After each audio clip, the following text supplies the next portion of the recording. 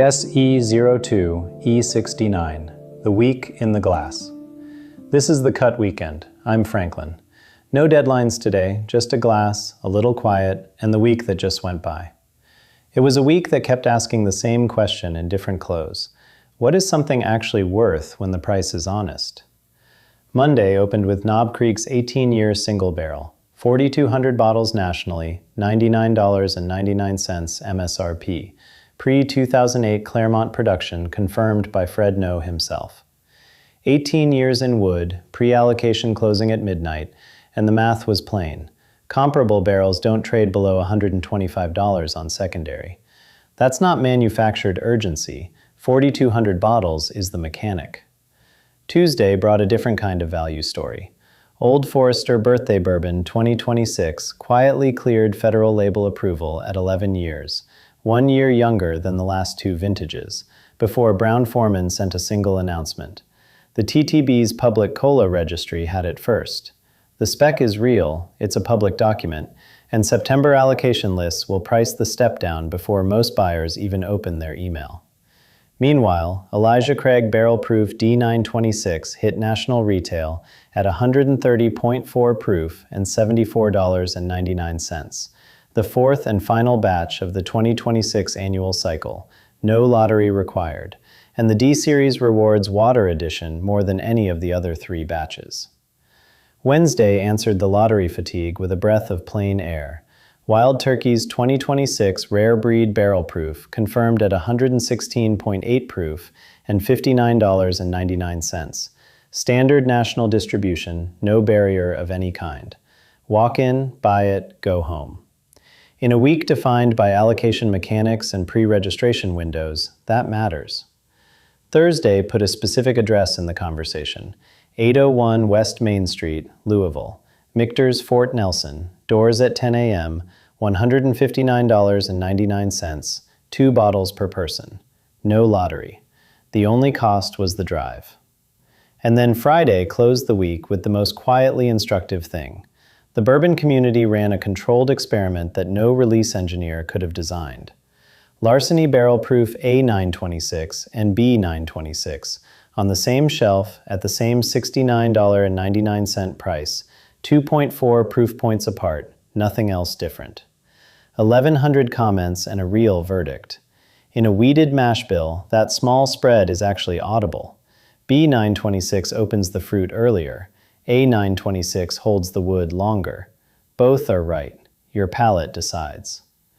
The through line of this week was supply discipline. Heaven Hill cut new make production at Bernheim. MGP's NDP order book contracted 19% year over year. Beam Suntory's Claremont restart running below pre-pause levels. 3 major producers pulling back in the same quarter.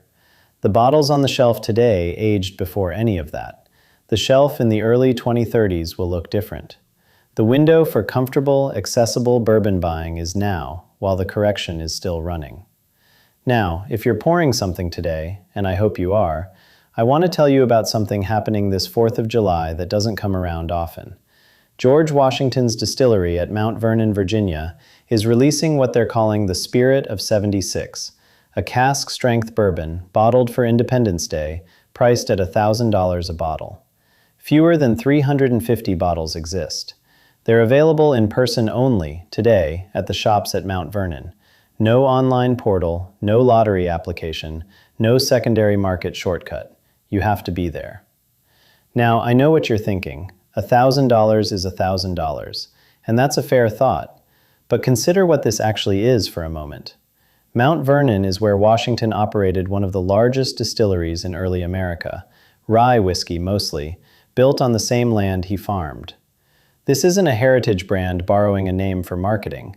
This is that specific place, that specific lineage, releasing fewer than 350 bottles of cask-strength American whiskey on the 250th birthday of the country that made bourbon what it is.